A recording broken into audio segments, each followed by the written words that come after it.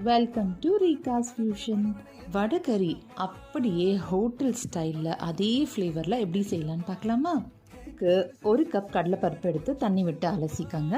அதில் ஒரு வரமிளகா, 1 ஸ்பூன் சோம்பு சேர்த்துக்கோங்க. இதை தண்ணி விட்டு ஒரு 20 நிமிஷத்துக்கு ஊற வச்சுக்கோங்க. ஒரு மிக்ஸி ஜாரில் மாற்றிக்கோங்க. அதில் 1 டீஸ்பூன் மஞ்சள் தூள், கொஞ்சமாக உப்பு, கொஞ்சம் பெருங்காய பொடி சேர்த்து கொரப்பாக அரைச்சி எடுத்துக்கோங்க. ஒரு கடாயில் எண்ணெய் விட்டு அது சூடானதும் பக்கோடா மாதிரி இதை உதுத்து விட்டு ஃப்ரை பண்ணி எடுத்துக்கோங்க.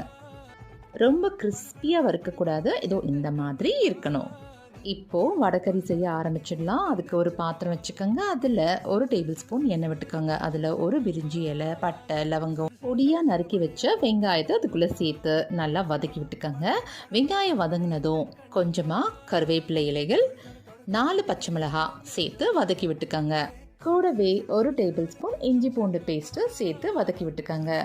இஞ்சி பூண்டோட பச்சை வாசம் போனதும் நறுக்கி வச்சிருக்கிற தக்காளி பழத்தை அதுக்குள்ளே சேர்த்துக்கோங்க.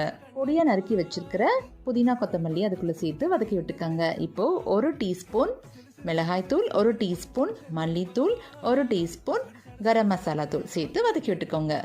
2 கப்பு தண்ணி சேர்த்து நல்லா கலந்து விட்டு கொதிக்க விடுங்க. தேவைப்பட்டா உப்பு கொஞ்சம் சேர்த்து கலந்து விட்டுக்கோங்க. இப்போது நம்ம வறுத்து வச்சுருந்தோம் இல்லையா பக்கோடா, அதை உதுத்தாப்பில் இதுக்குள்ளே சேர்த்துருங்க. இது தண்ணியாக தான் இருக்கும், ஆனால் நம்ம மூடி போட்டு வேக வைக்கும்போது கரெக்டான கன்சிஸ்டன்சிக்கு வந்துடும். இப்போது கொஞ்சமாக கொத்தமல்லி இலைகளை தூவி இறக்க வேண்டியது தான். அவ்வளோதான், சூப்பரான டேஸ்டியான வடைக்கறி ரெடி ஆகிடுச்சு. இதை செட் தோசையோடு சர்வ் பண்ணிங்கன்னா அவ்வளோ அருமையாக இருக்கும். கண்டிப்பாக நீங்களும் வீட்டில் ட்ரை பண்ணி பாருங்கள். இந்த வீடியோ உங்களுக்கு பிடிச்சிருந்தா லைக் பண்ணுங்கள், மறக்காமல் சப்ஸ்கிரைப் பண்ணிக்கோங்க. தேங்க்யூ.